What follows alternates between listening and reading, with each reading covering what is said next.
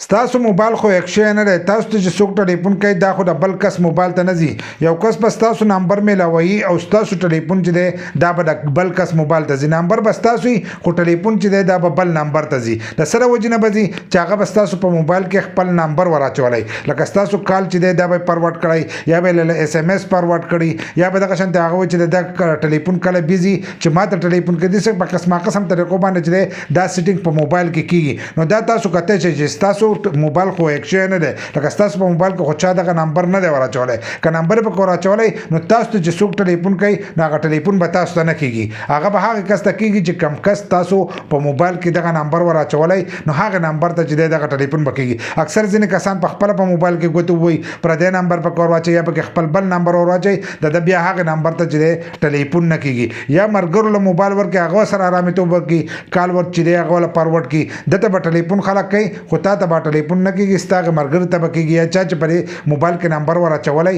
نو هغه کس ته چې دی هغه ټلیفون به کیږي نو دا تاسو ښه په اسانۍ سره چې دی کته شئ چې زموږ دا موبایل چې دی دا هیک شوی دی که نه دی یا پکې چا نمبر خو وراچولی نه دی د هغې لپاره به تاسو چل وکئ چې د خپل موبایل د نمبرو ځای به راواړوئ کوم ځای نه چې موږ نمبر میلاوو نمبر میلاوو خو دا به هغه کسان میلاوئ چې کوم کسان په پاکستان کې دي ځکه ځینې کسان به په بهر ملک کې ګوري نو کم کسان چې په پاکستان کې دي نو هغه به دا کوډ چې دی دا میلاو کې نو هغو ته پته ولګي د هغې لپاره به تاسو چل وکړئ چې سټار به ووایئ هیش به ووایئ هغه انترپایي والا چې دی هغه به ووایي لکه سټار به ووایي هیش به ووایي او بیا به چې ولیکئ ست به ولیکئ بیا ورپسې چې دی بیا ورپسې هیش ووایي چې څنګه یو هیش ووالو دا به میلاو کوي چې میلاو کوي نو تاسو ته به یو لیست راشي په هغې لیست کې به تاسو ته لیکلي چې که په هغې کې نمبر راغلی ناشنا نمبر نو بیا به هغه نمبر ته چې دی ستاسو ټلیفون به ځي که نو فارورډینګ لیکلی نو بیا به ستاسو دغه ټلیفون چې دی هغه به برابري او ټول کالونه چې دی هغه به تاسو ته راځي که SMS وي که نور کالونه وي تاسو به ټول ریکارډ چې دی هغه به چک کوئ خو که نمبر یې پکې موجود وي نو بیا به ستاسو دغه ټلیفون چې دی دا به بل کس موبایل ته چې دی دا به ځي نو دغه کوډ چې دی دا لازم ووایي او خپل موبایل چې دی دا چک کوئ